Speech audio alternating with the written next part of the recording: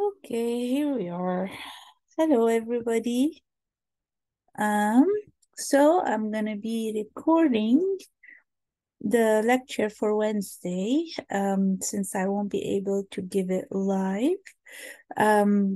So I would like you all to just pull out a piece of paper and or your notebook, whatever you're comfortable with, and pencil or pen. As I go through the lecture, and if I have questions for you, I will pause and have you write down your answers, and then I will continue. Just wanting you to think as we go through. Also write down questions, and since this is a recording, you will be listening to. If you if I go a little fast, you can pause, rewind, and then listen to it again and come to class, not this week, the following week. Come to class with questions. I think our next in-person class is going to be March, let me just see, click here, March 1st. Will be in person in the classroom. So just make sure to come with questions. Okay, so what I'll do now is I will lecture for 50 minutes, and then I'll give you a sign when it's 50 minutes. You can pause the recording, take a break, and then come back for the next 50 minutes. I won't pause the recording myself. What I will do is just tell you this is 50 minutes mark. Just pause the recording and take a break and come back to it. Okay? I really hope that you are listening to this before our March 1st lecture. All right, so last Wednesday we stopped at MALDI, and we were talking about structural tests to determine the protein structure. We talked about chemical methods, and then we started talking about instrument-based method, and I stopped at MALDI. So MALDI-TOF is multi-angle laser desorption ionization time of flight, or matrix assisted, I would say. Matrix assisted, the M&A, laser desorption ionization. So with this mass spec type of mass spectrometry, you have the mode of ionization is MALDI, and the type of mass spectrometry is time of flight. So with MALDI, you have a matrix, chemical matrix, or usually it's a weak organic acid. And then you have a laser that you have your sample with the matrix, and the laser beam hit that matrix, and the matrix absorb the laser and gets super excited, and it ionizes the sample, and the laser, the energy from the laser volatilize the matrix along with your ionized molecules. And then a voltage is applied, and your ions are driven into a tunnel, or it is like where they move through a tunnel and get to the mass spec to be detected. So we call that time of flight because the time needed for the ionized molecule to reach the mass spectrometry determine its molecular weight. The smaller it is, the shortest time it is, or the shorter is the time of flight. So smaller molecule reach the analyzer faster than bigger molecule, basically. And the matrix can either deprotonate or protonate. So you can either have a negative ions or positively charged ions. So with that, so you determine the molecular weight, and the application of MALDI-TOF for proteins is you have a wide range of application. Basically, I will just give you a few examples where we use MALDI. First of all, it's very useful when you want to determine the molecular weight of a particular protein that you have isolated. So it gives you an accurate mass of your molecule, or whether it is a complete protein or a peptide. So, and it also can be used for determining the sequence of amino acid. But the way it works with MALDI, usually what you do is you will have a very pure protein. It has to be pure. So either it is separated by like chromatography, and then you run on a gel, and then you take the protein off of your gel, and then you would sometimes you hydrolyze it, sometimes you don't hydrolyze it with trypsin, and then it goes into a MALDI plate, and then where the matrix is applied, and then the laser and the voltage are applied, and then you would get mass spectra that gives you the molecular weight of your either peptides in this case, or a complete protein. But usually it has a limitation. If the protein is really larger molecular weight, sometimes it doesn't fly, doesn't go into the tube, and it won't reach the mass spec. So usually we are limited in the molecular weight of the proteins.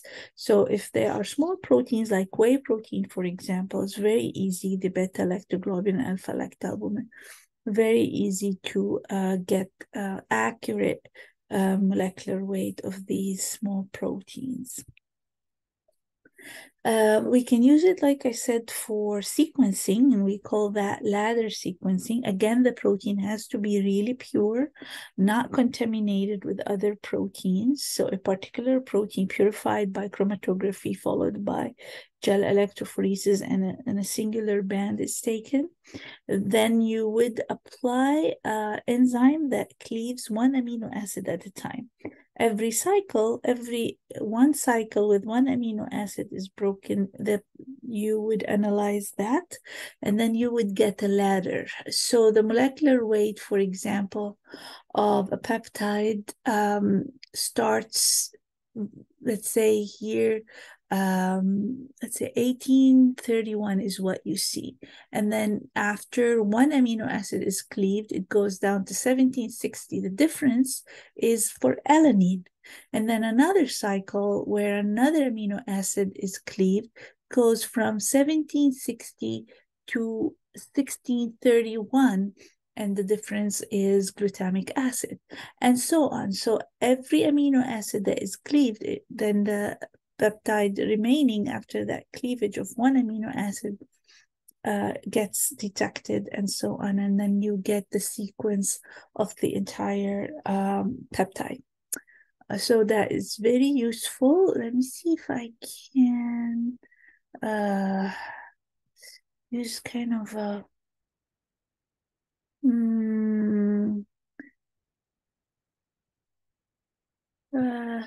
laser pointer. Pointer options. Here we go. All right, so that's better. Okay. MALDI, I've used it in the past with one of my former PhD students. She glycated whey protein, and we wanted to determine the site of glycation, as it impacted the structure of the protein, and we wanted to understand how the protein resisted unfolding and why is that. So we wanted to see at which location the maltodextrin covalently linked to lysine. And since it's a maillard-induced glycation, the most active amino acid would be amine group of a lysine, and that's a free primary amine within the lysine. So we looked the amino acid sequence of beta-lactoglobulin is well known. So what we did is we took that glycated protein and we got a non-glycated whey protein, and what we did trypsin hydrolysis. The trypsin hydrolysis give us a specific peptides because it's very, very specific enzyme. And then we also hydrolyzed the maltodextrin as well. And what we did after because you needed to fly, you didn't want to have large maltodextrin attached to the peptide. So what we did is after we hydrolyzed with the trypsin and also we hydrolyzed the maltodextrin with the glucosidase, and then we ended up running the non-glycated whey protein and the glycated whey protein, and we got a new peptide differed from the original spectra of the non-glycated protein by 2 or 3 glucose units. And then we determined that this peptide had a lysine in it, and we figured out which position that lysine is in the entire sequence of the beta-lactoglobulin. It was really cool. We found 2 unique spots where the maltodextrin covalently linked, and it was at a particular barrel location within the protein that kind of caused the steric hindrance and prevented the unfolding of the protein due to thermal treatment, giving the protein increased thermal stability. So when we glycate, we notice enhanced solubility and enhanced thermal stability. So what we tried to do with this study is really understand what's the mechanism, why unfolding was resisted upon glycation. So, and we figured out it's due to the location of where the maltodextrin bound to the lysine. And MALDI helped us determine that. So it was very cool kind of discovery here. Another mass spec application is utilizing LCMS. And with LCMS, meaning you are running liquid chromatography coupled with tandem MS. In this case, usually you want to make sure that your protein is hydrolyzed, is small enough to go through your reverse phase column, and also to be ionized and detected by the tandem MS. We utilize this technique for multiple applications. One application is identification of the proteins that we have in the mixture. We used it quite a bit. For example, when we were looking at the proteins present in intermediate wheatgrass compared to regular wheat, we found out that intermediate wheatgrass has glutenins, yes, but they were of a lower molecular weight compared to the glutenins in wheat. And we also determined that they were genetically different, obviously, than the glutenins that are in wheat. So it was a good identification methodology that we use to identify particular proteins. And it has different application, obviously, that I will show you. For example, looking at peptides that are generated by different enzymes. So looking at the peptides molecular weight and sequence, to determine the specificity of the enzyme used.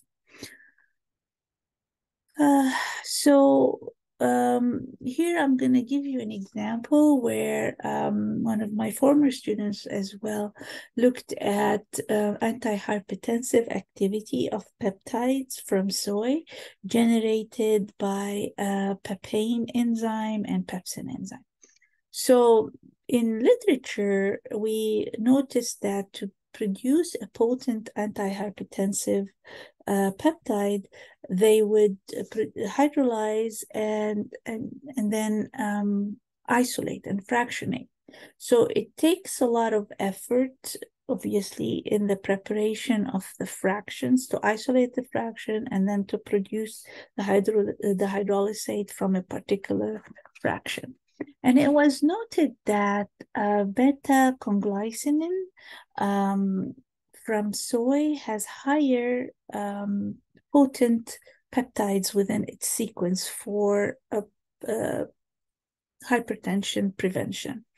So what we did to prove the sensitivity and specificity of the enzyme is that we hydrolyzed soy protein isolate with papain, and we hydrolyzed an isolated fraction of soy that is beta-conglycinin rich.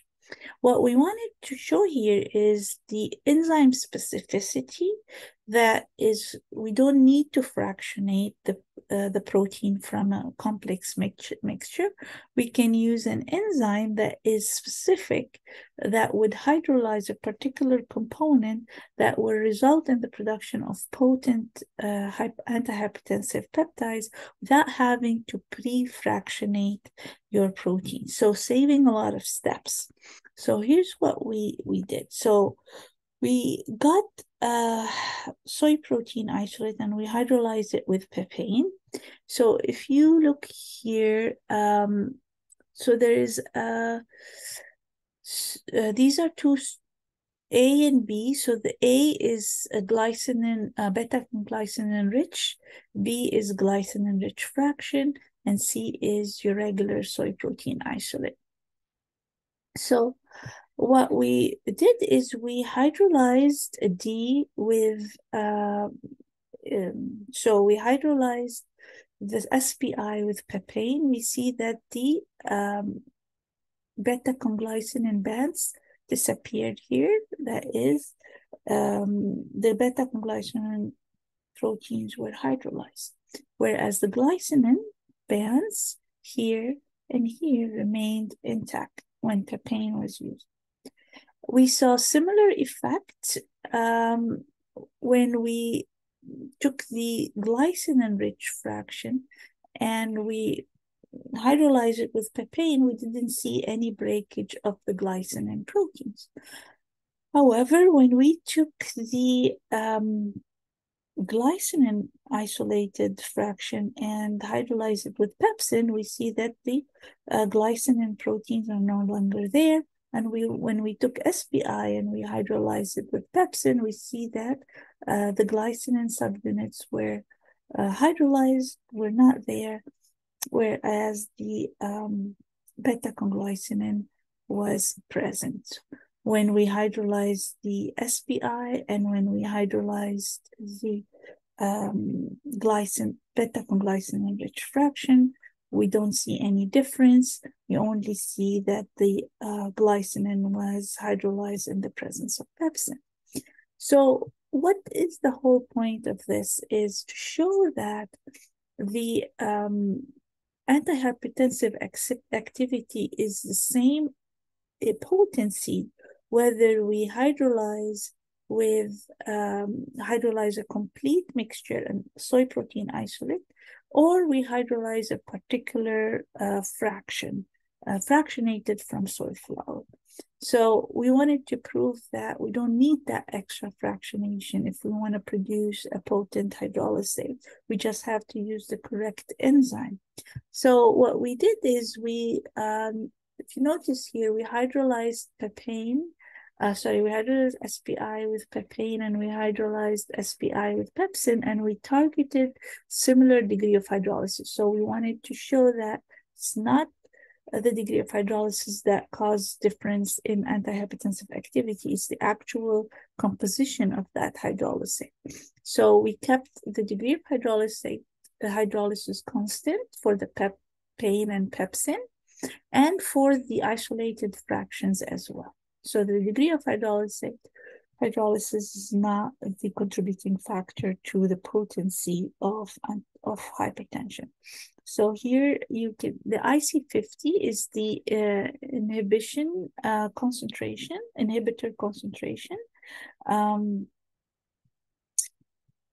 showing the potency, that means milligram of protein that results in 50% inhibition of hypertension.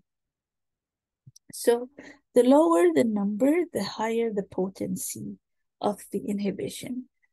So less protein achieves 50% inhibition. So you can see that the papain has higher potency than the pepsin hydrolyzed components. So what we did is to confirm that the peptides generated are similar, whether we start with SPI or we start with the isolated fraction. We did LCMS.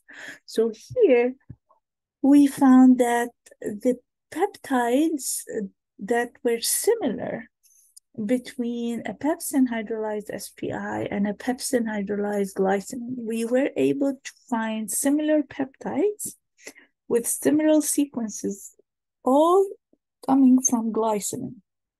So we're proving here the specificity of pepsin to glycine, whether it's in an isolated form or within the SPI. And we found the similar, we have another table I'm not showing here for the papain as well. So here we proved that the peptides generated are the same, whether we start with a complex protein or a purified protein. So the idea here is to show that you don't need to add an extra fractionation step to get potent peptides that inhibit hypertension. Here is another application of LCMS. This is from Chelsea, my former PhD student.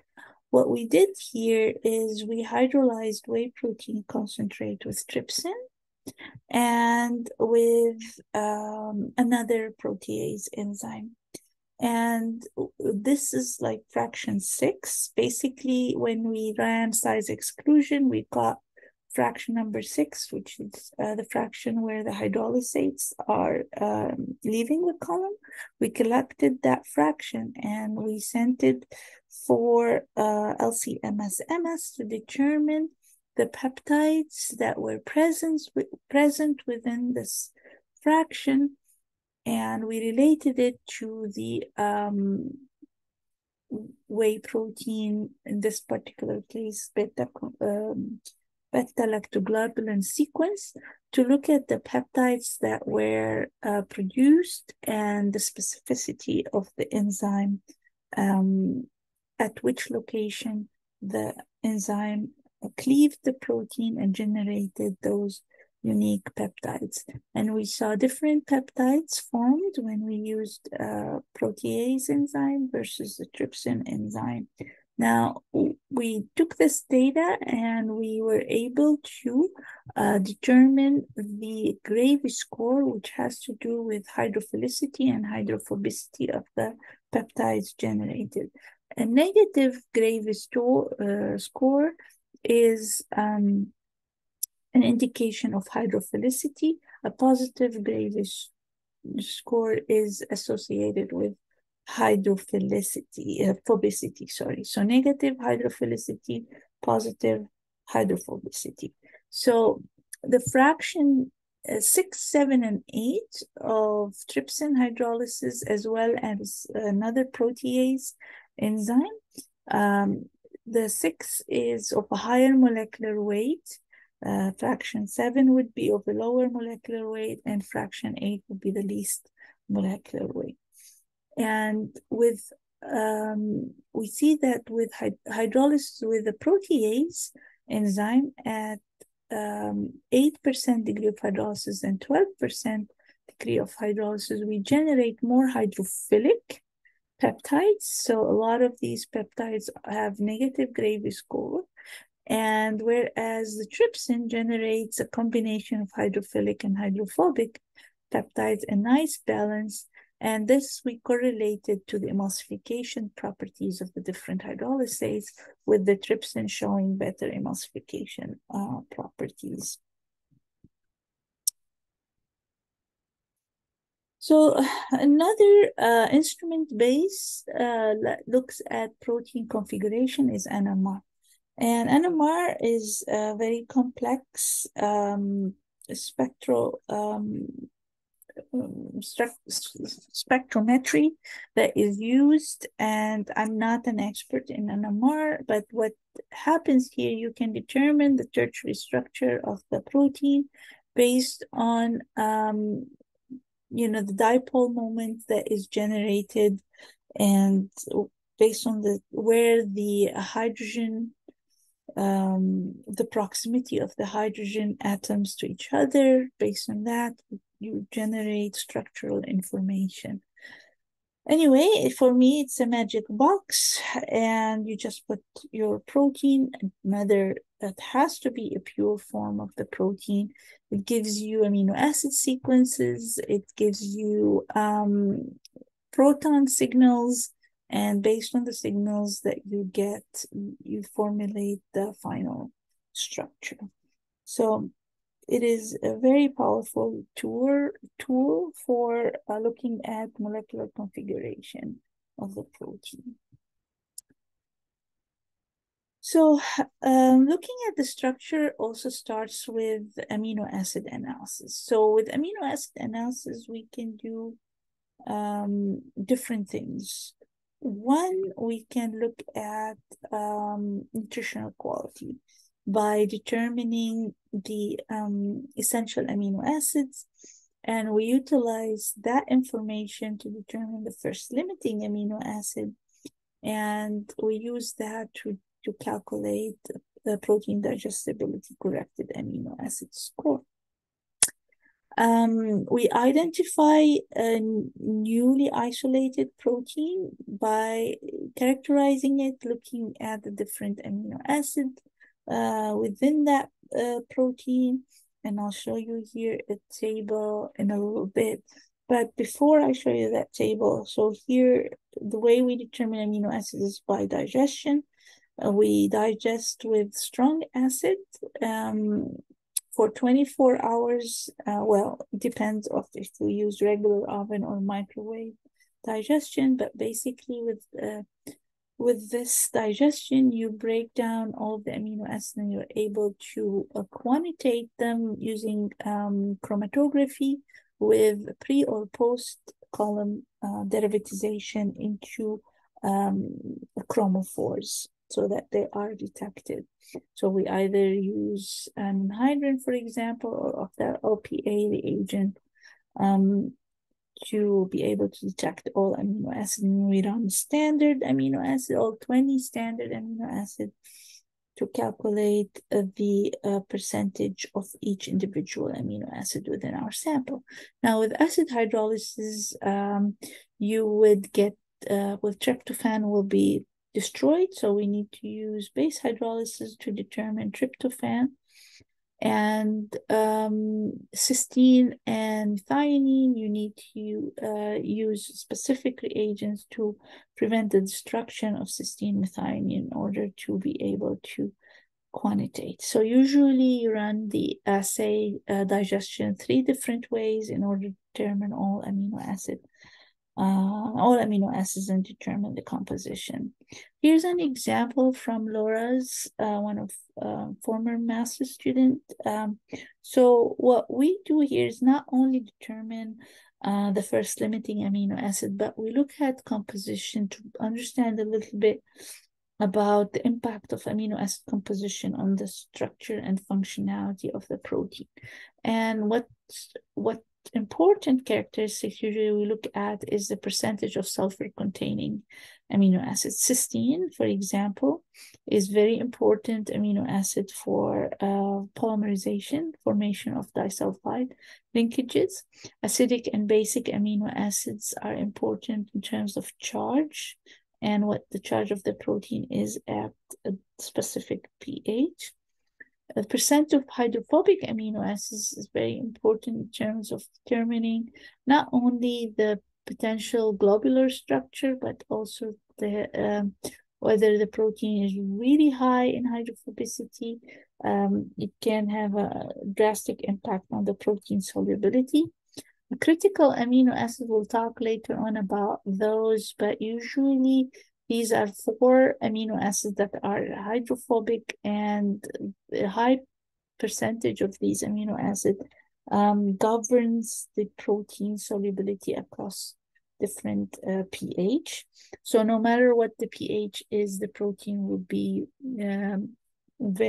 has very low solubility if the percentage amino acids of these 4 amino acids is above 28%.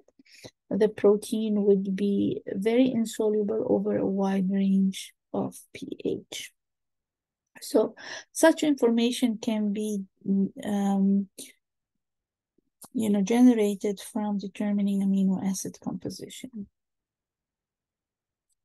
Other than composition, there's the amino acid sequence. In order to determine the amino acid sequence, there is the Edman sequencing. There is I posted on Canvas additional reading material to learn more about Edman sequencing, but the gist of it, you will take your protein and again subjected to cycles of coupling with the reagent. This reagent here is PITC. What it does, it reacts with the first terminal. It's called N-terminal sequencing. So it reacts with the amino acids at the N-terminus and breaks it off the chain of the protein, and through a series of chemical reactions gives you a final product that absorbs light at 270. So the way it works, you would run it, there's the instrument, you would run it at different cycles, timed cycles, every so seconds or a minute or so. A cycle is completed and an amino acid is goes through the column to be separated and detected using standards. So by every cycle, you get 1 amino acid detected, and you keep the cycle going until all amino acids within the sequence are reacted with this coupling agent and it's detected. So you would get the sequence, the N-terminal sequence from the N-terminus amine onward. But the protein has to be really pure, and you would make sure that the protein is gone through several dimensions of separation. The last one would be on a gel, where you get the protein transferred onto a PVDF membrane, polyvinyl bidene fluoride, which is a very hydrophobic membrane. So when the protein is transferred onto that membrane, it reacts with hydrophobic interactions and get transferred from a gel onto this membrane. And from there, a specific peptide gets excised and it would be transferred into a tube where you add the reagent and start your timed cycles to determine the sequence of the protein. Here also we do identification and detection using ELISA, enzyme-linked immunosorbent assays, and Western blots. So here is a form where we utilize that quite a bit for allergens, where we want to identify the presence of immunoreactive protein.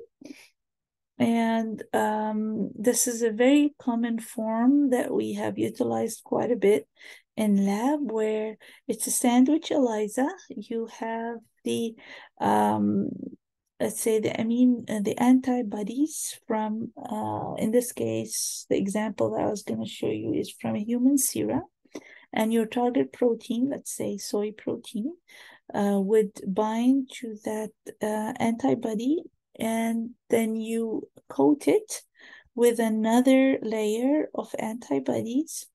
And after that, we get human antibodies. So we inject a human antibody into, not, we don't do that, but you get the agents already. So you would have an antibody to human antibody that is labeled with an enzyme, and it would detect and bind to the human antibody in this assay. And then you add your substrate, and then you get a product that can be detected by UV absorption or visible light absorption. So it is a very specific assay. It's to a particular antigen. And you can utilize Western blot for qualitative determination of the presence of this particular protein. In this case, you run your gel like usual, but the gel is so fragile.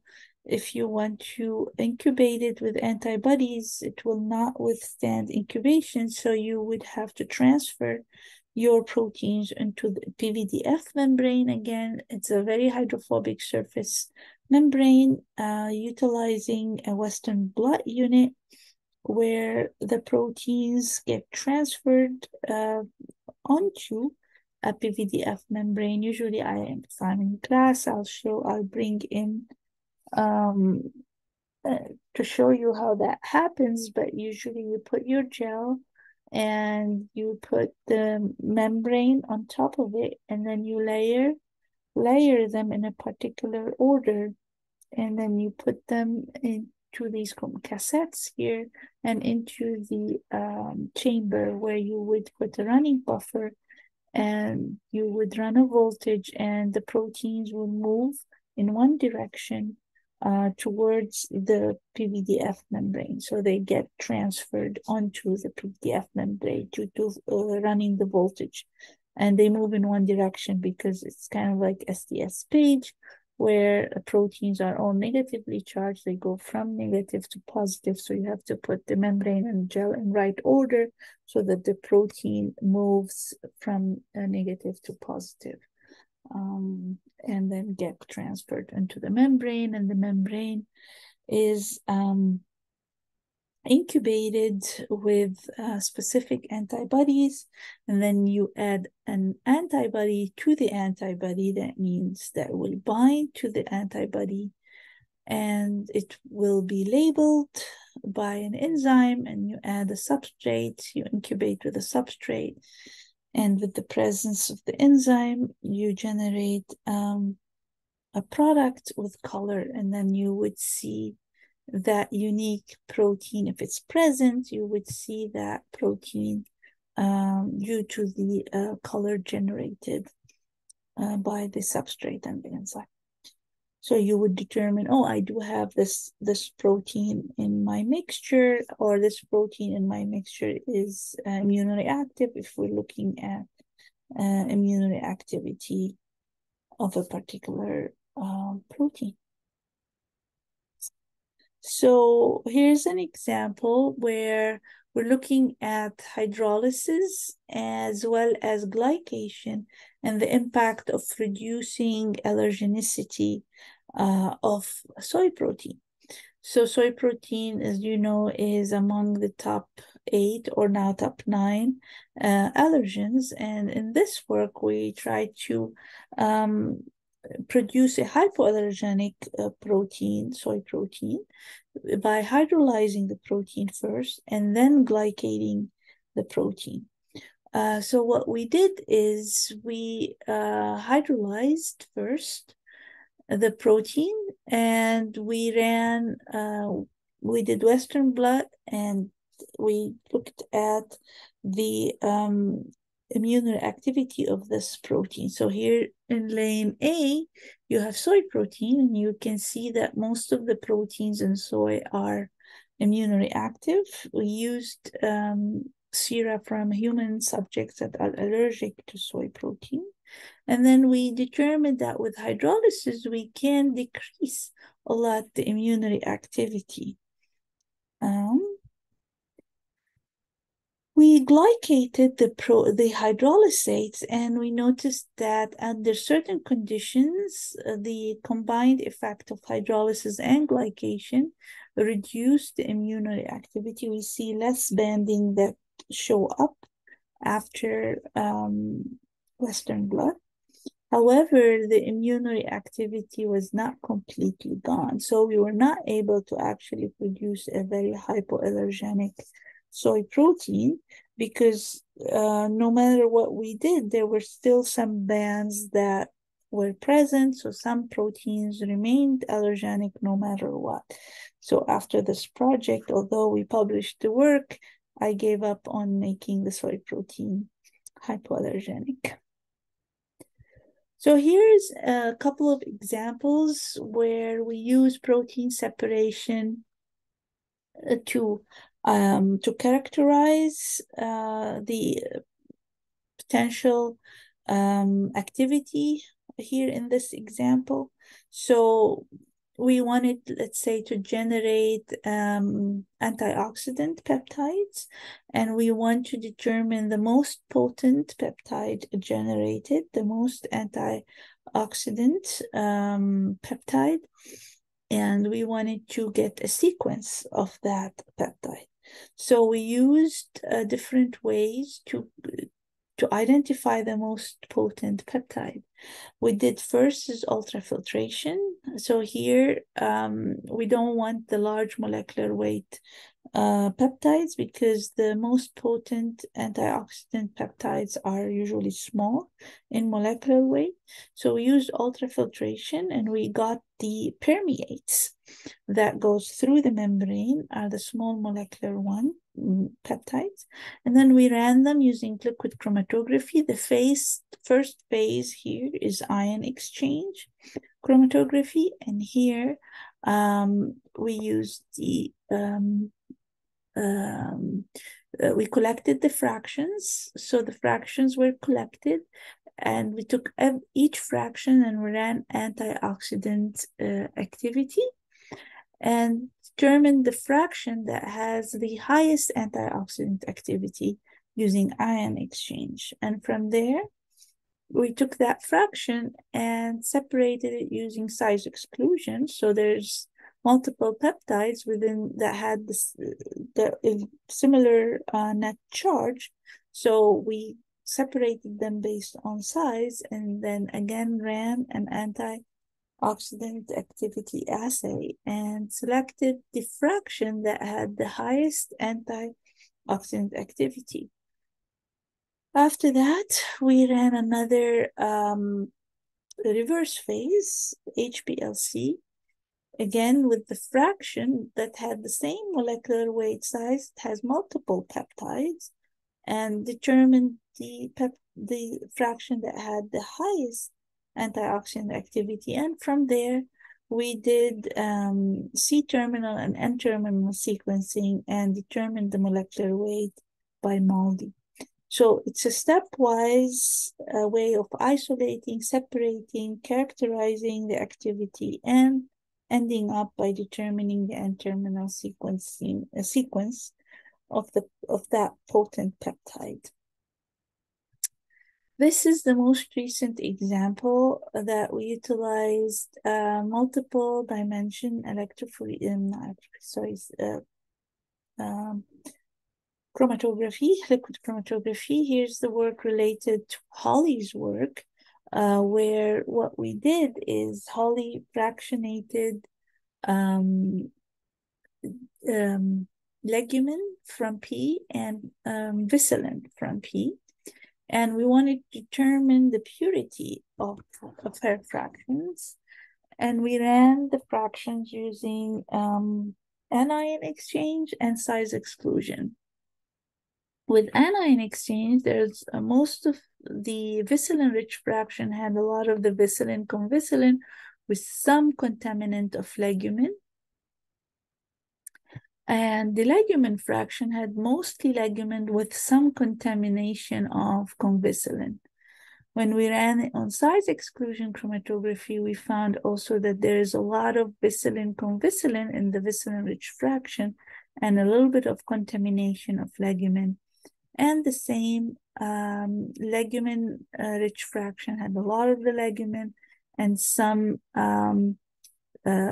aggregates of the legumin, and we couldn't find the convicillin peak in this particular size exclusion chromatography here.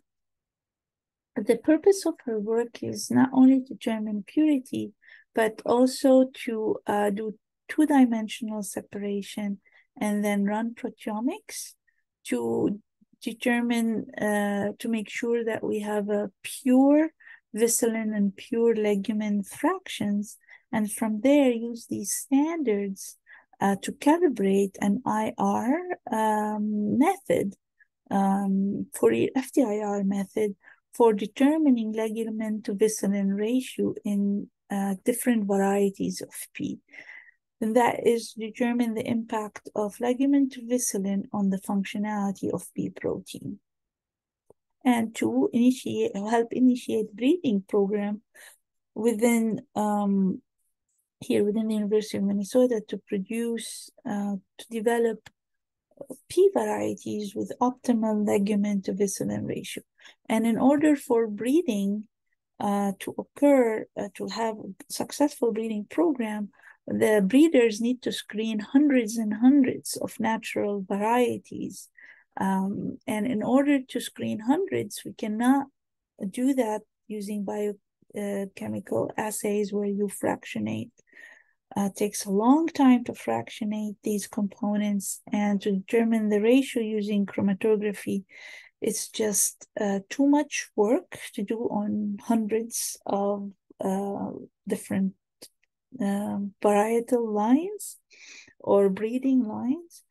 So it won't happen in our lifetime if we want to do that via biochemical assay. So the work that Holly's doing or did and will be continued is to produce pure form, very small quantities of legumin and vicillin, pure legumin and vicillin, and then use them as standards.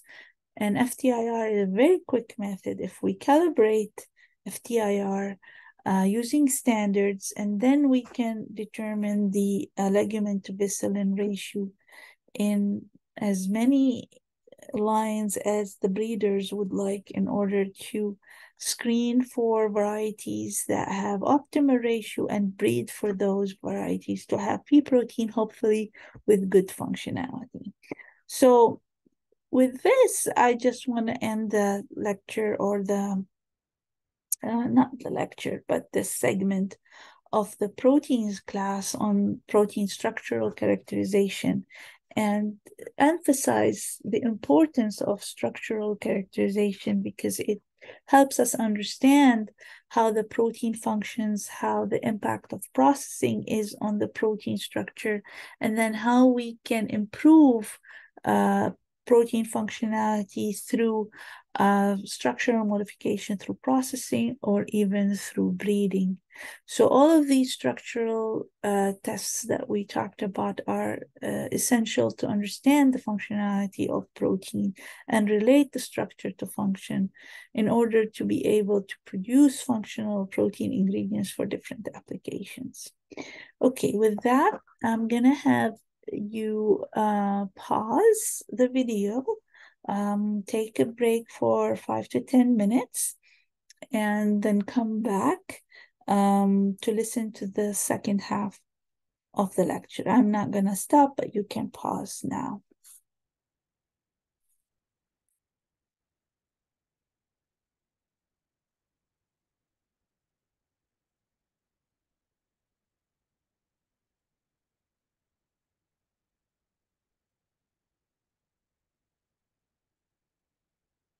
Okay, so I hope you had your few minutes break, and I'm going to now continue with a new topic, protein denaturation and functional properties, part 1.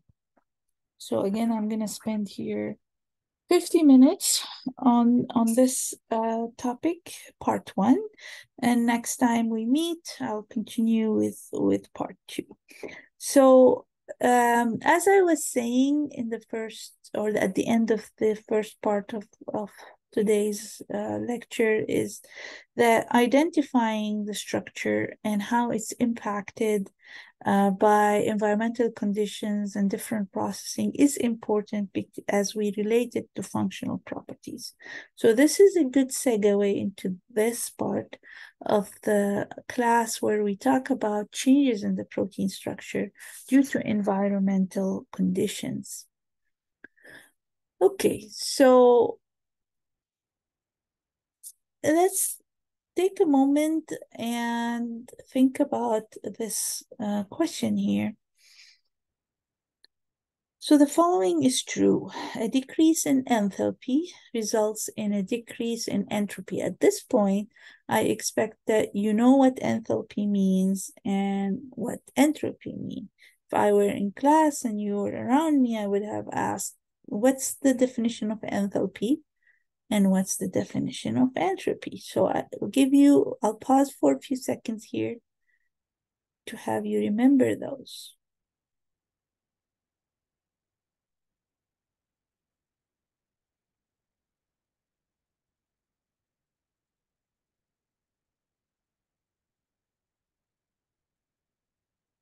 Okay. So enthalpy is basically the containment of energy through intermolecular bonds. So if you remember when the protein sequence is formed, so the primary protein structure, you generated the sequence of amino acids within that protein, and there is a lot of free energy. And in order to contain the energy and reach to a stable form, the protein residue or the amino acid residue start forming intramolecular interactions. And with every bond formed, and part of that free energy is contained. So enthalpy is the contained energy within these bonds. Entropy is the opposite, it's the chaos. So basically, when bonds are broken, there's a lot of chaos that is generated, and the chaos leads to denaturation. So unfolding of the protein is entropy-driven mechanism. So a decrease in enthalpy results in a decrease in entropy. That is incorrect. So breaking of few bonds results in a decrease in entropy. It's the opposite.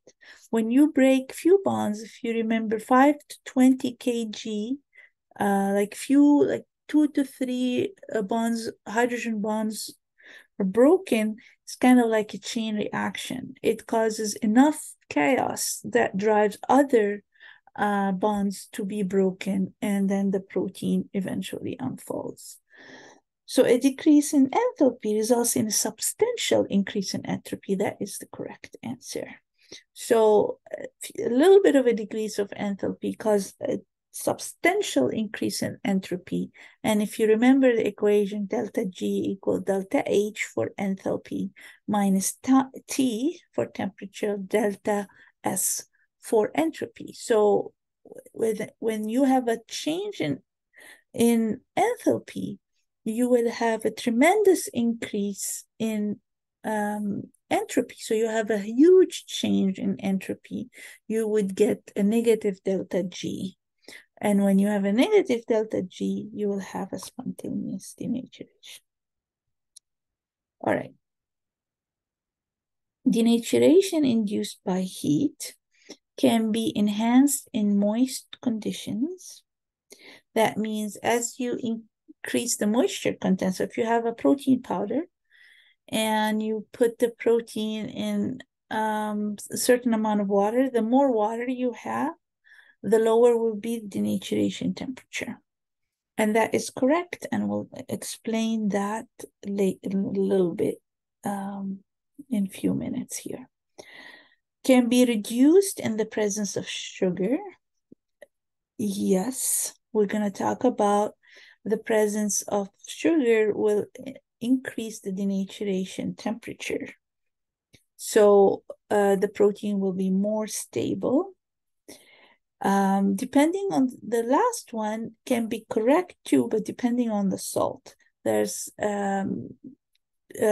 are types of salt that stabilizes the protein, there are type of salt that destabilize the protein, and also its concentration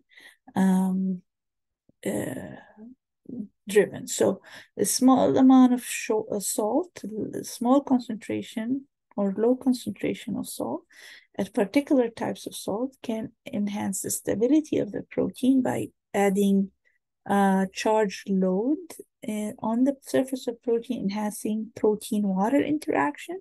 And when you have higher protein-water interaction, you have less tendency for the protein to unfold and expose its hydrophobic interior. But at high salt concentration, what happens is the salt shields the charges on the protein, reduces protein-water interaction, it binds very strongly to the protein surface. And with that, the protein interacts less with water, and then it will unfold. So you have enhanced denaturation, by heat. So the protein would denature at lower temperatures, basically. Yeah.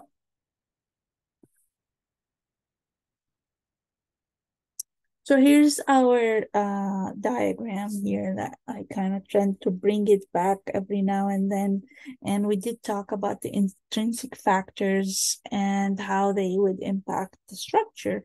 And what I'm going to talk next about is how the environmental factors can cause protein denaturation that will impact the molecular configuration, the size in terms of aggregation, and that potentially how it might change surface properties, and later on we'll link that to functionality. So now I will be talking mostly about those environmental factors, denaturation, thermal denaturation, other factors impacting denaturation, and then what happens to the protein structure. So we normally, when we produce food, there is some thermal treatment happening. So thermal processing, cooking, what have you. And this processing is usually needed for different reasons. One, inactivation of enzymes, getting rid of microorganisms, making the food safe. Basically, development of flavor and texture. So we like our food cooked. It has unique flavor, unique desirable texture.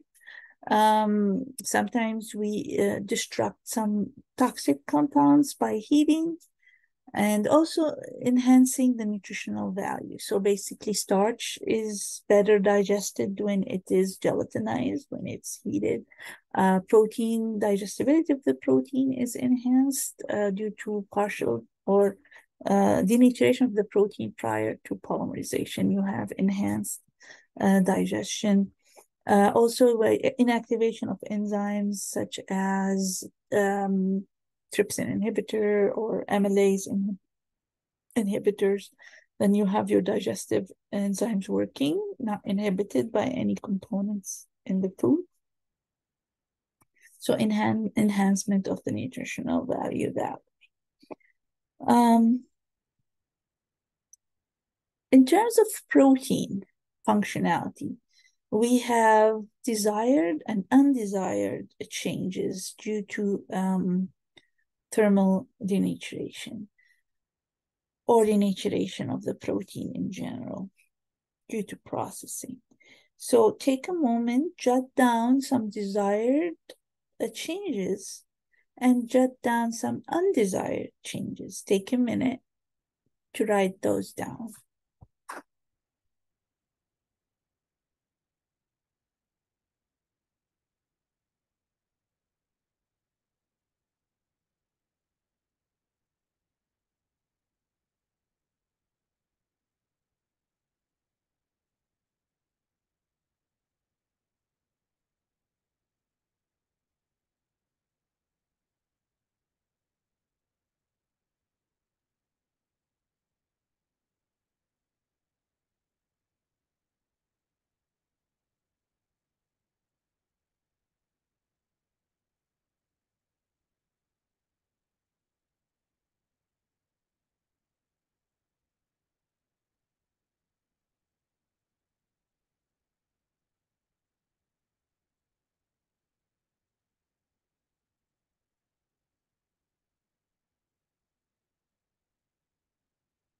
Okay, so there are few desired ones, and those include, like I said, trypsin inhibitor, denaturation. If we have like soy, for example, this will enhance protein digestion.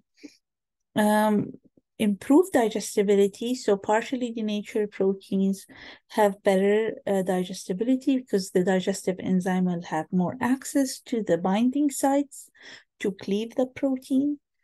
Better emulsification and foaming properties. When the protein is unfolded, it better orientate itself towards the hydrophilic residues, towards the water or the air, or the towards the water, and the hydrophobic residues orientate themselves towards the oil or the air in foam. Oil in emulsion, air in foam. Also, a thermally induced gel is desirable functionality, and therefore you need the protein to be denatured in order to form three-dimensional network by protein-protein interactions, entrapping water. So you really want protein-water interaction and protein-protein interaction in order to form the three-dimensional matrix of a gel. So these are desired properties. Undesired insolubilization due to excessive polymerization. So when the protein is fully denatured, it is prone to form protein-protein interactions, forming aggregates and precipitate when we don't want them to precipitate. We want them to interact with water, but excessive denaturation and polymerization cause the opposite. Loss in digestibility. So when we have excessive denaturation followed by polymerization, those proteins become large polymers. You will have harder time. We will have harder time to digest them by digestive enzymes. And sometimes inhibition of desirable enzymes. So in cheese formation, for example, when before curd formation, they do mild heating. They do not heat the protein, the milk to normal pasteurization temperatures, because what happens there, they might inhibit some enzymes needed during cheese fermentation. So during the development of the cheese flavor,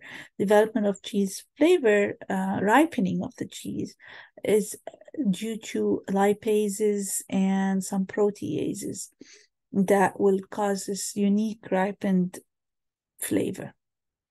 So that's an example where you really don't want to inhibit all of the enzymes when the milk, for example, is meant for formation of a cheese that will undergo ripening. Maillard reaction, I have it here in the middle. Sometimes it's desirable, sometimes it's not desirable. And Maillard reaction is basically the reaction of protein and reducing sugar. That's why it's there. And it's desirable, like in the formation of that browning in the baked goods. You need that baked bread to have that brown crust. It is desirable in if you have, so the browning basically is when it's desirable. But it's not desirable when you have browning of like the in a beverage where you have reducing sugar, high fructose corn syrup, for example, you have protein, the beverage will brown over time, and this is not desirable. And or if you are producing a protein ingredient, and if you have reducing sugars in the original starting material, and then you're heating that protein and there's some soluble sugars or reducing sugars in there, you're going to get a brown color of the ingredient, and that is not desirable. Okay, so when we talk about protein denaturation, I want to have you remember the formation of the bonds. And when the protein folds to reduce the free energy and reach to a stable state, then any heat you give that protein, that is going to cause some bonds to be cleaved, especially hydrogen bonds, electrostatic interactions. These are weakened by heat. So when few hydrogen bonds are broken, you have a change in enthalpy, but accompanied with that change in enthalpy is a huge change in entropy. So it's kind of like a chain reaction starts to happen, and then you end up with a negative delta G. And that's when we have a denaturation of the protein. It becomes spontaneous, and you have this steep change that results in unfolding of the protein. So here again, remember that what is delta H is enthalpy, and then delta S is entropy or the chaos. And a small change in enthalpy leads to a huge change in entropy, leading to denaturation.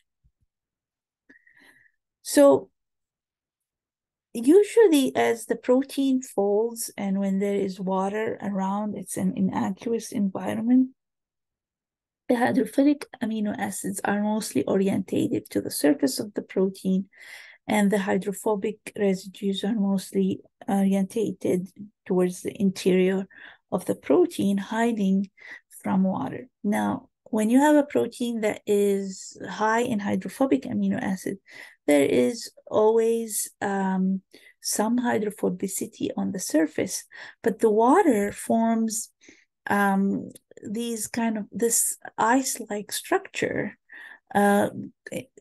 resulting in low entropy. So it's kind of containment and stabilization of the protein.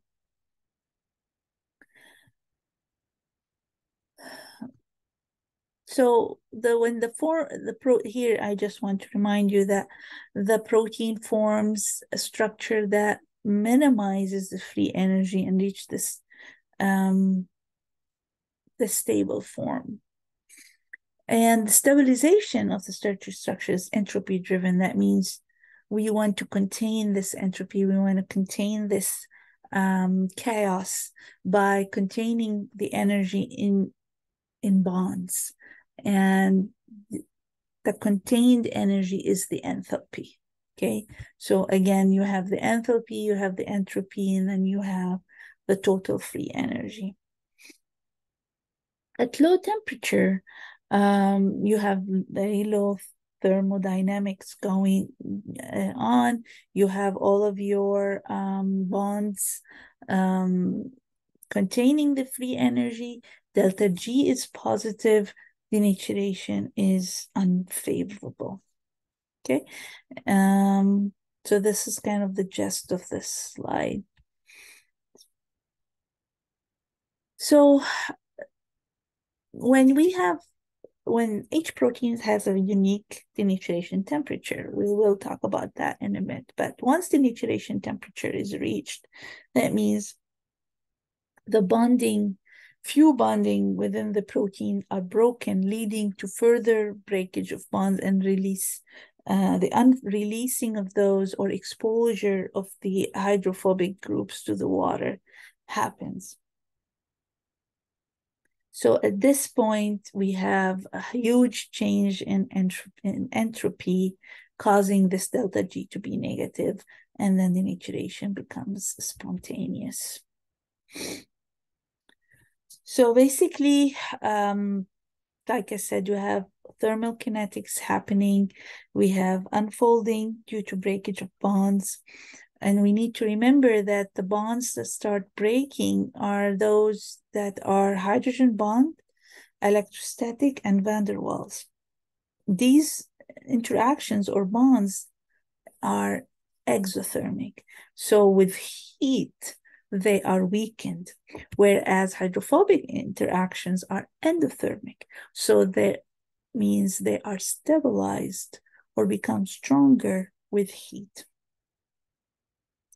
So what happens is at high temperature, we have gradual breakdown of this water structure and destabilizing the hydrophobic interactions as well at higher temperature, above 70 degrees or above a particular denaturation temperature for the proteins.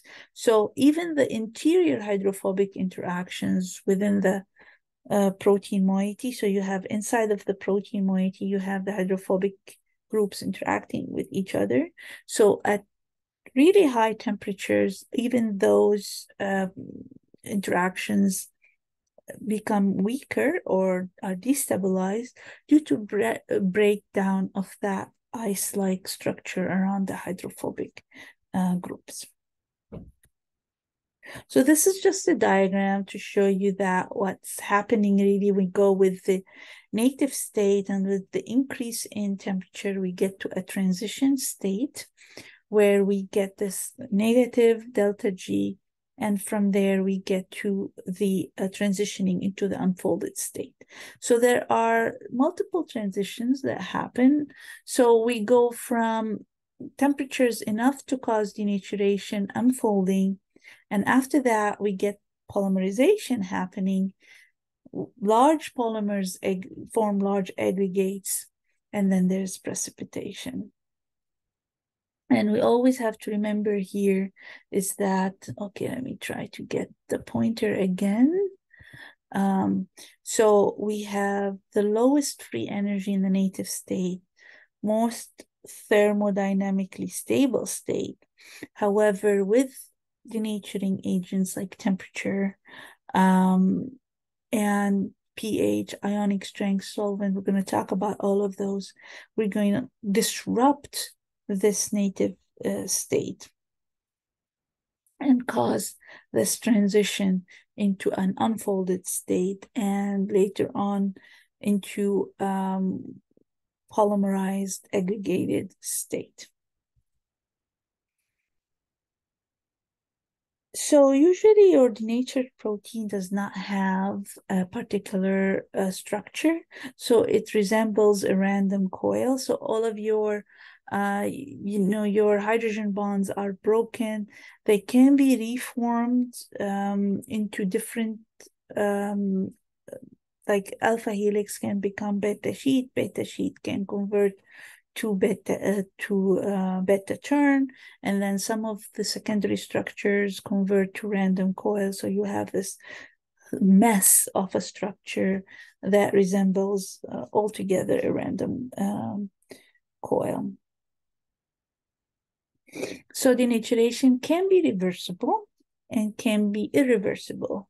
And we'll talk about the conditions where the denaturation can be reversible. So denaturation is reversible when the change in environment is not severe.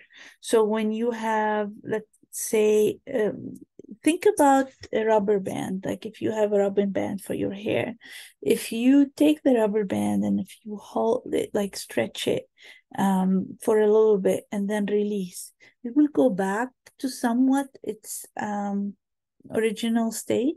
But if you take that rubber band and then you stretch it and keep it stretched for a long period of time, like you're stretching it, watching TV, and you're stretching, then it will become loose. It can't go back to where to where it was. So that is irreversible.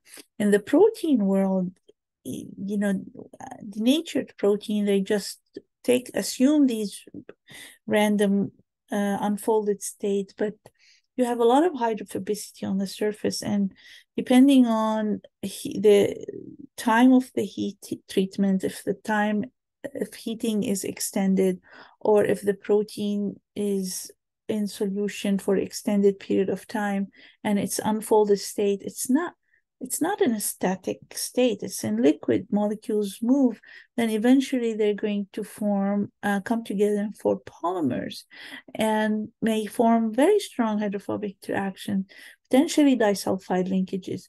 Then once this happens, it's irreversible.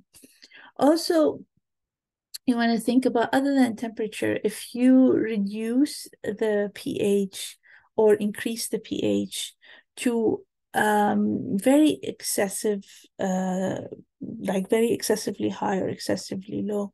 So you're basically causing a lot of repulsion even within the protein itself. So intramolecular repulsions. And if this is extended for a long period of time, that protein is going to unfold. And again, with the unfolding, you have this hydrophobicity that is exposed. And then there is this discomfort of the protein staying exposed to water, and there's a lot of hydrophobicity on the surface. Then over time, again, polymerization. So this can happen, and also excess heat with negatively charged protein, and then excessively negatively charged at alkali conditions, and then heat at acidic condition, that will also cause breakage of peptide bonds. And once this happens, obviously this is irreversible. So we're going to talk about all of this, just giving you a little bit of an overview right now. But other than denaturation, there is something called conformational adaptability. So here, the protein changes a little bit in structure. That doesn't mean it gets denatured. It's like, think about the enzyme when you put it at different pH. So it can change in its ionization, change a little bit in its formation. So it becomes more active to bind to a particular substrate. So a little bit of change in structure can happen due to adaptation to the environment. And that is depending on mild changes in pH, temperature, ionic strength, and solvent type. Again, mild changes cause some conformational adaptability and not necessarily complete denaturation. Again, so you want to think of the protein when it's going from native state to denatured state.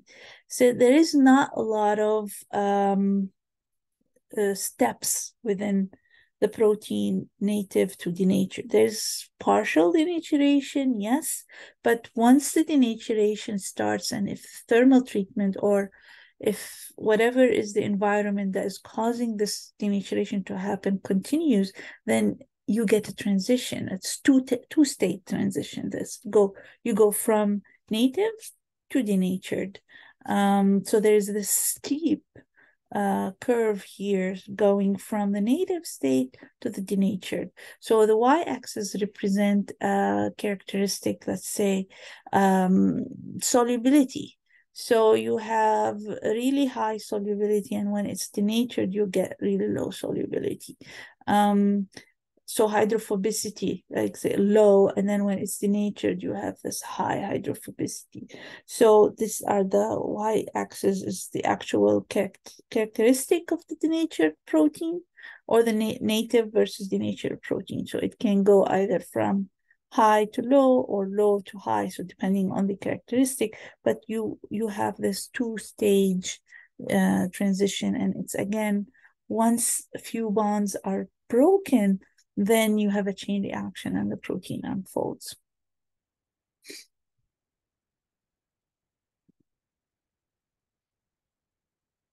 And here on the x-axis, you have either temperature, if it's thermal denaturation, or if it is like salt or solvent or detergent or urea, and or pH as well.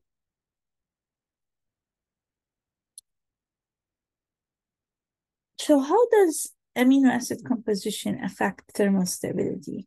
So basically, amino acid composition is important because it kind of dictates the hydrophobicity of the protein. So if you have high hydrophobicity, then the protein basically have high, strong hydrophobic interaction within its interior, and that requires higher temperature to destabilize these hydrophobic interactions. And then disulfide linkages. So if you have proteins high in sulfide groups, then they have tendency to form disulfide linkages having higher enthalpy. Then that means you require more energy to break these bonds, or to basically cause the protein to unfold. Another thing is also the amino acid composition determines the secondary structures, the alpha helix and beta sheet that you have. So if you have a lot of ordered structure, then based on hydrogen bond stabilization, then you will have low temperature of denaturation. So here, example of beta-lactoglobulin. It has high degree of hydrophilicity. It's a globular small protein with a lot of surface hydrophilicity and low percentage of hydrophobicity. So it denatures at lower temperature than casein. Casein is stabilized by strong hydrophobic interaction. It has very low percentage of ordered secondary structure, because stabilization is not by hydrogen bonding or electrostatic interaction. Stabilization is mostly by hydrophobic interaction and calcium phosphate bridges. So you have you need a large amount of energy to destabilize and to denature casein versus beta-lactoglobulin, for example. Also, you have the protein that has a lot of beta sheet compared to protein that has a lot of alpha helix. Alpha helix is more thermally labile than beta sheet. So if we start here at the bottom of the table here, gives you an example of different protein, different denaturation temperature. Alpha lactalbumin denatures as low as 62.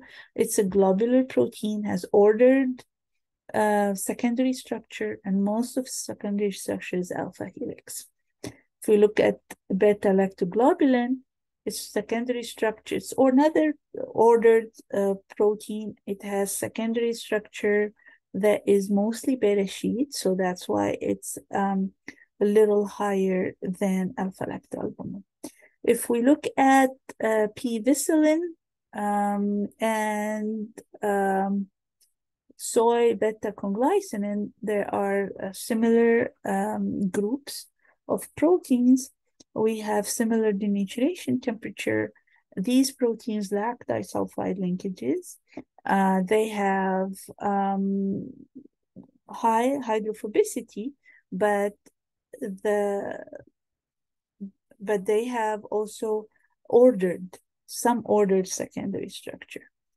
If we look at the legumin in pea and the glycinin in soy, which are a unique group of legumins, they have higher temperature of denaturation. They have a little bit higher hydrophobicity. They have they are stabilized by disulfide linkages. So you have this higher temperature of denaturation.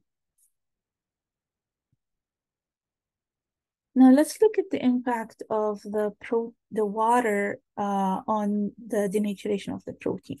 So this is a graph that depicts the denaturation temperature in Kelvin and degrees of Kelvin, and this is the water content per gram of protein. So as the water increases, we see that denaturation temperature decreases. Okay, so this is denaturation temperature up here, 390. It decreases as you increase the water, and it just plateaus at very low, the lowest temperature of denaturation, regardless of an increase in water. So after reaching a particular water amount, the protein denatures at similar temperatures. Now, the other y-axis here is enthalpy. So as the water increases, we see a greater change in enthalpy. So you would have this breakdown of a lot of bonds happening. So that is when the protein is stored as dry powder form, they are the most stable. And as the moisture content increases, then denatured temperature decreases here.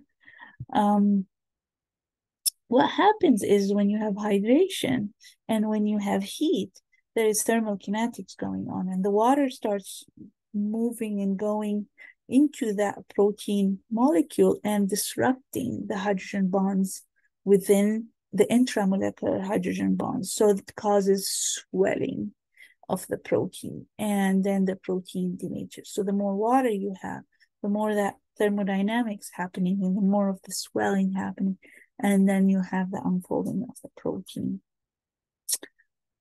So that's the then what? You get the swelling, breakage of bonds, unfolding, and denaturation. So denaturation is simply, we say unfolding, but a lot of things happens, unfolding, changes in the secondary structure, not just tertiary structure. And sometimes denaturation has to do with bond breakage of peptide bond breakage, but that's at extreme pH. So loss of quaternary structure, we usually refer to as dissociation. So when you have quaternary structure, you have multiple proteins in different polymers. So you have the proteins can form a dimer, can form a trimer, can form hexamer, or very large quaternary structure like the micelle, the casein micelle. So they form this quaternary structure, and when you change the pH, changing the temperature, you might dissociate those into smaller monomers, instead of dimers, trimers, or hexamers. But we call denaturation when it starts happening at the tertiary structure where the protein unfolds. So, and then there's denaturation at the secondary level where the secondary structure changes from alpha helix to beta sheet to beta turn to random coil. And then you have primary denaturation at the primary structure where you have breakage of the peptide bond. Like I said earlier, it can be reversible, irreversible. So, like I said earlier with that elastic kind of example, rubber band example, so the protein with a little bit of mild change, it can denature and then reform. But then once the denaturation condition is extended, you have the unfolding, you have major change in the structure in addition to potential polymerization, and that is an irreversible change that cannot be reversed anymore. So we have different factors that influence the protein to denature or causes a change in the structure. We have the physical factor. We talk about temperature, of course, so denaturation temperature, enhancing in thermodynamics, the impact of moisture and how the denaturation temperature is impacted by moisture. We have other forms of physical denaturation, ultrasound, microwave, force and shear, pressure. These can cause the protein structure to change, to unfold. And then there is the chemical factors, organic solutes like urea, STS, organic solvents like hexane, for example, alcohol. You have the enzyme by hydrolyzing the peptide bonds. You have pH, extreme pHs, salt, reducing sugar like beta-mercaptoethanol or cysteine, for example, or DTT, and detergents like, organic solutes is urea, detergent is STS. Okay. So we're going to talk about pH. So when you develop like charges, so we get internal repulsion. So extreme pH 2, 1 to 2, sometimes even 3, can cause extreme repulsion within the interior of the protein itself. So intramolecular repulsion.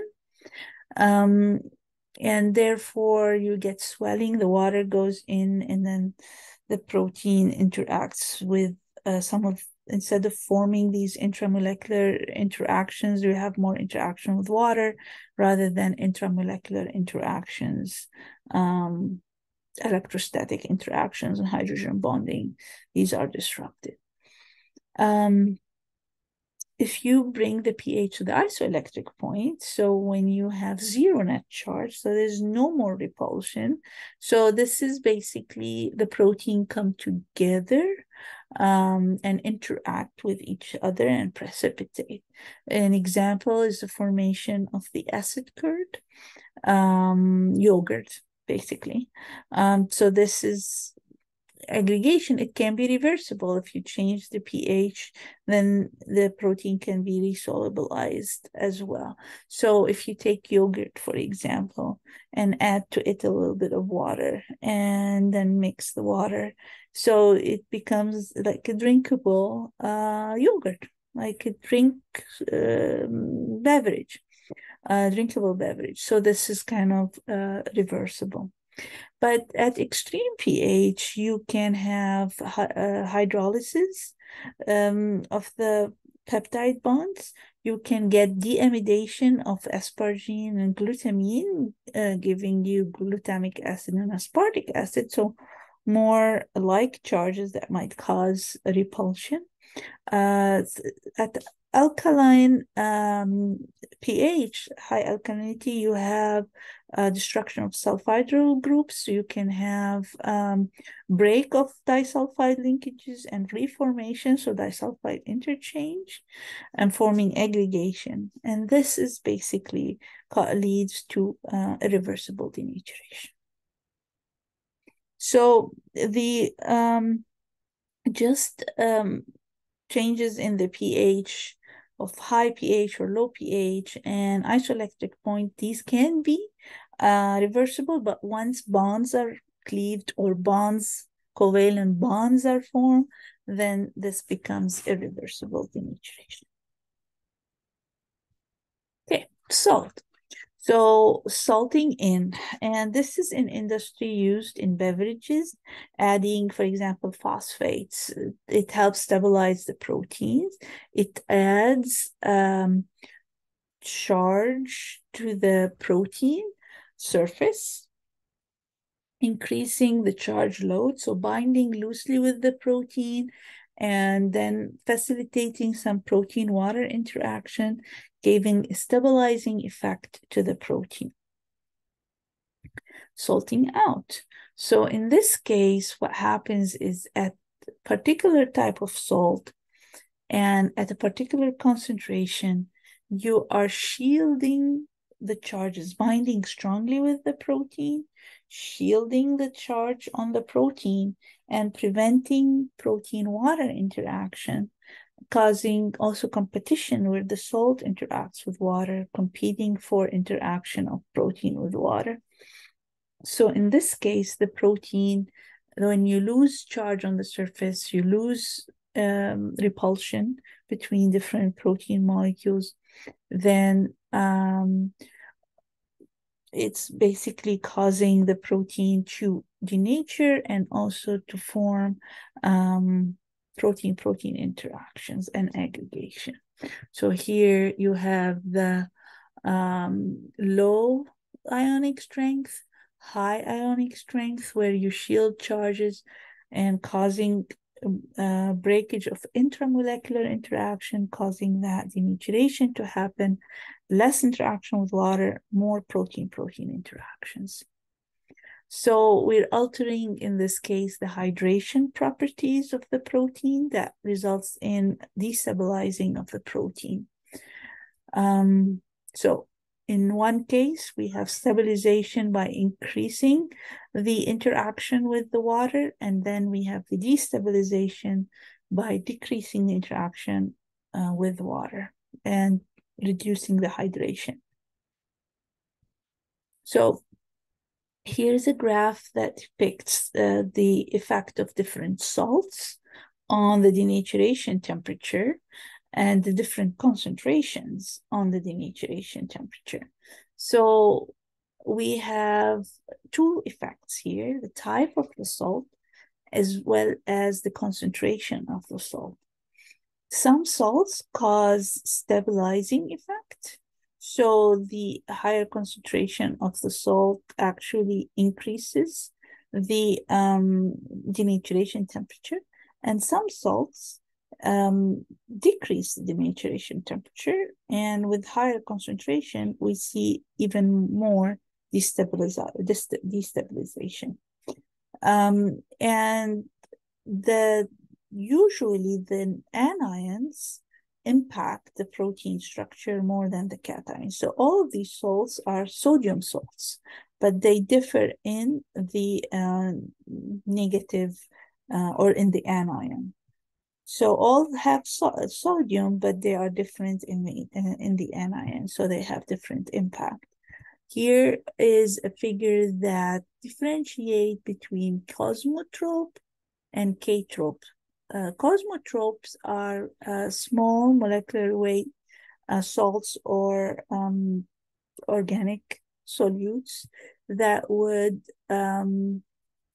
cause the protein to interact more with water.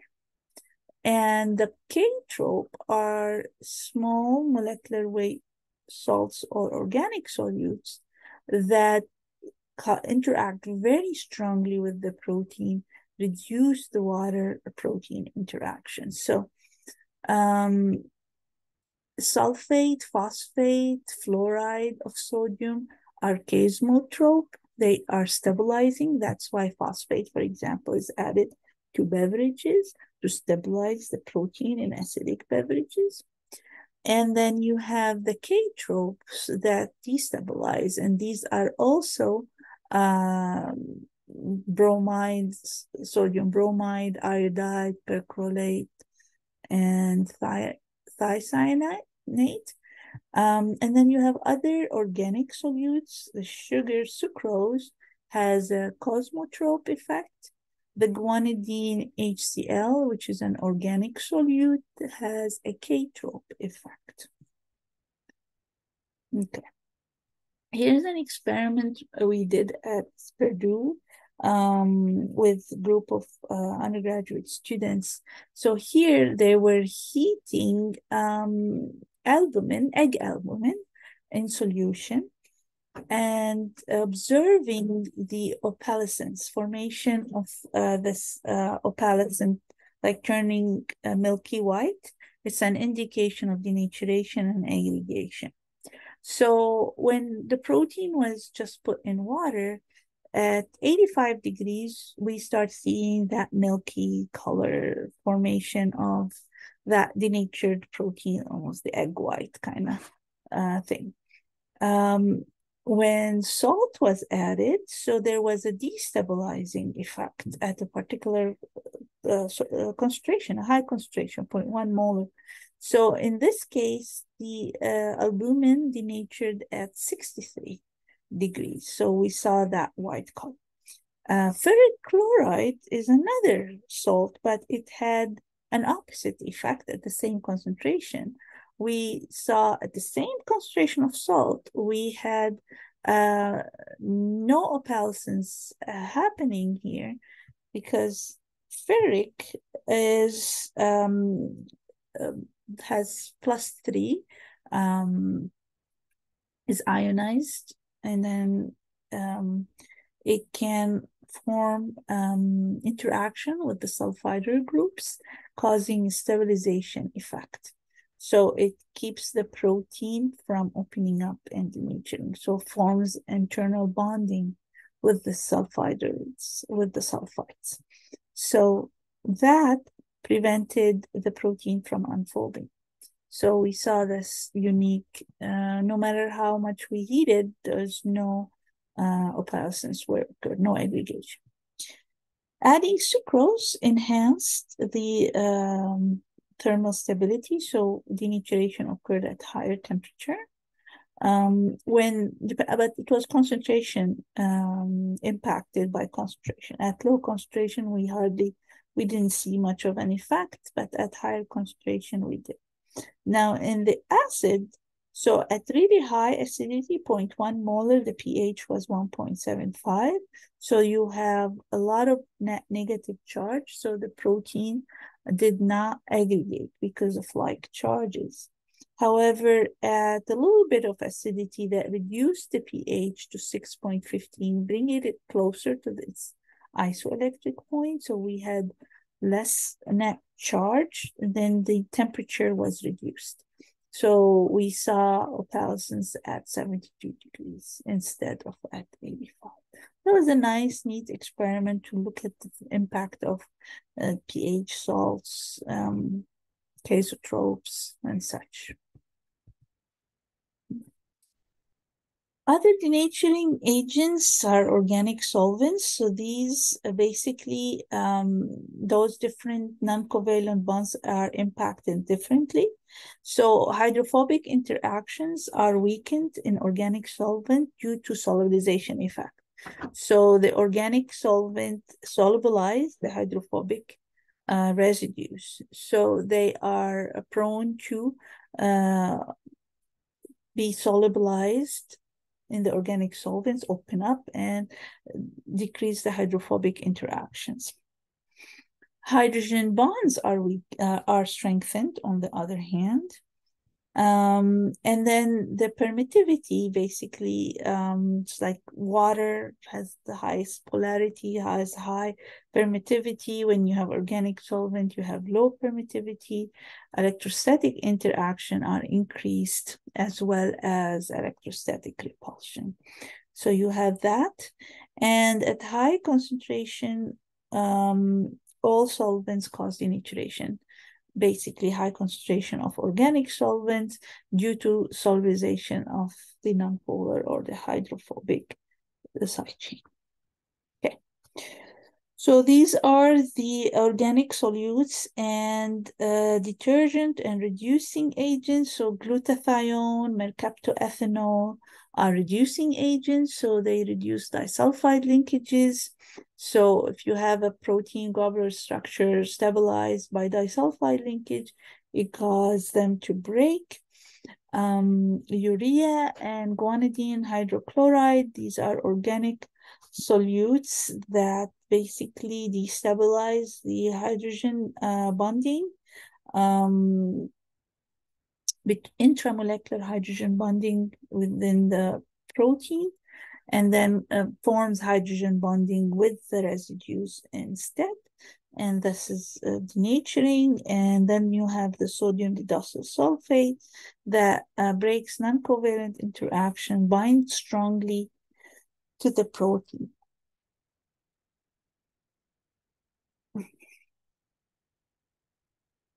Okay.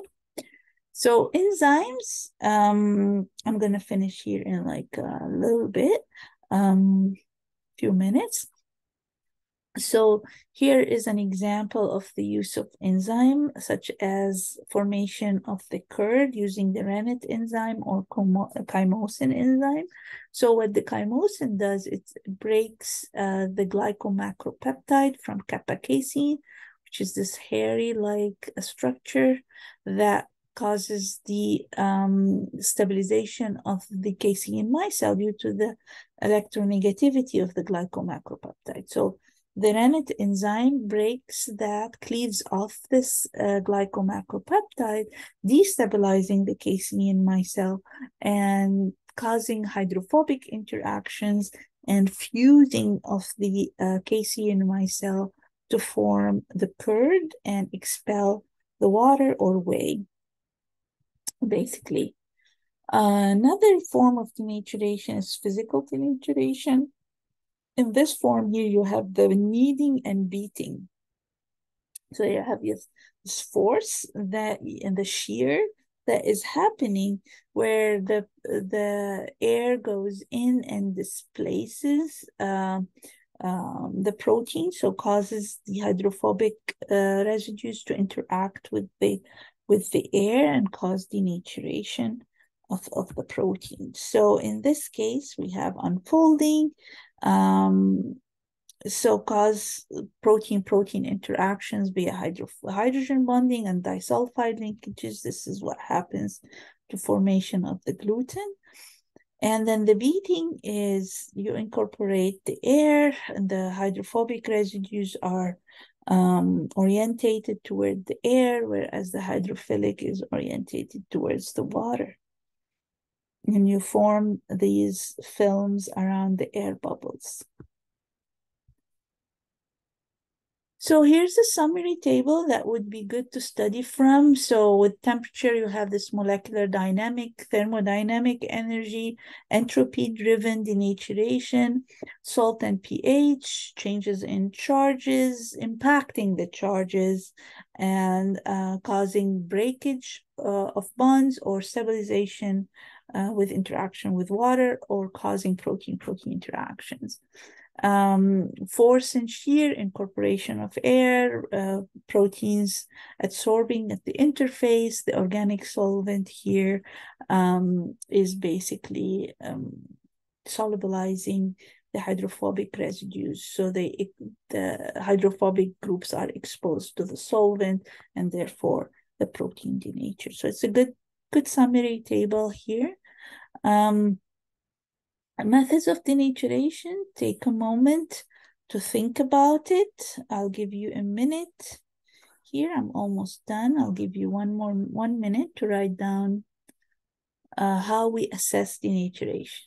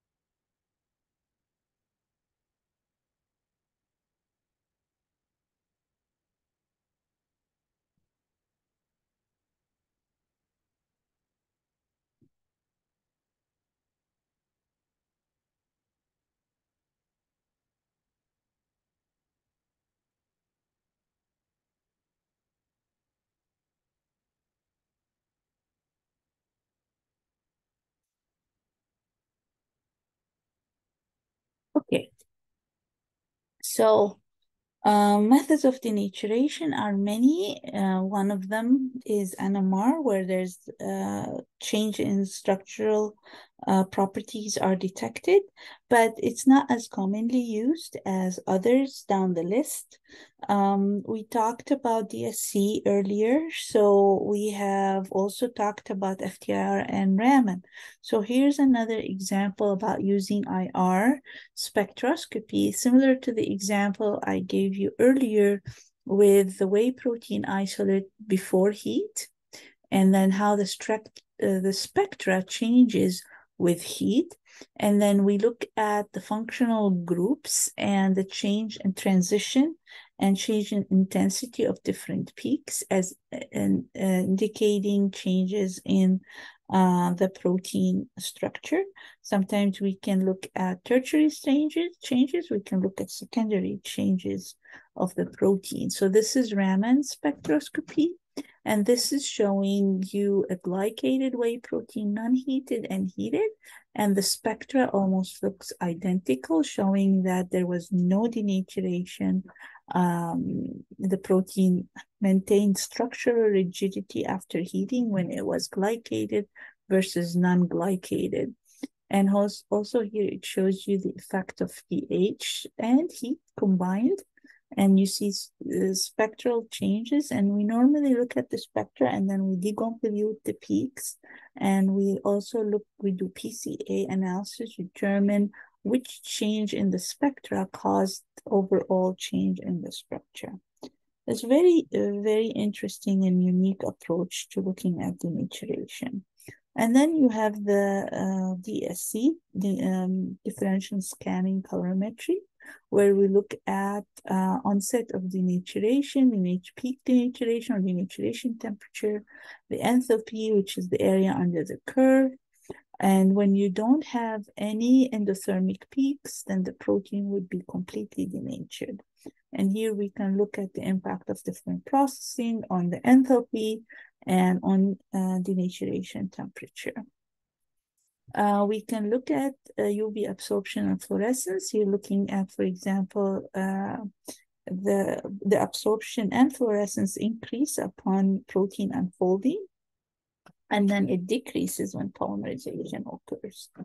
Because when you unfold, then you have exposure of your hydrophobic residues, and then you have higher absorption of light picked up and fluorescence as well, due to exposure of tyrosine, tryptophan, and phenylalanine.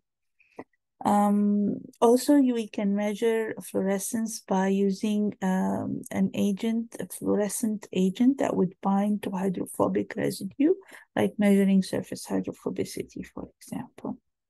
Solubility. Solubility decreases with denaturation of the protein. The more the protein is denatured, the less soluble it's going to be. Digestibility. Sometimes we see an increase in digestibility due to unfolding of the protein, but then we see a decrease in digestibility if the protein not only unfolded but polymerized. Activity, if it's an enzyme, we can monitor enzyme activity. So if the enzyme is denatured, the activity will be reduced. Electrophoresis, we look at polymerization. This is whey protein heated at 75 degrees for 5, 10, 15, 20, 25, and 30 minutes. And with more heating, we see that we have less intensity of the monomers, higher soluble aggregates or polymers, and at the top of the gel, insolubles or high molecular weight soluble aggregates that won't go through the gel. So that is the end of this section. We are, next time we meet, I'll continue with looking at functional properties of the protein as impacted by the structure. Okay, thank you all, and I will see you in a little bit over a week. I hope you listen to this lecture before we meet again.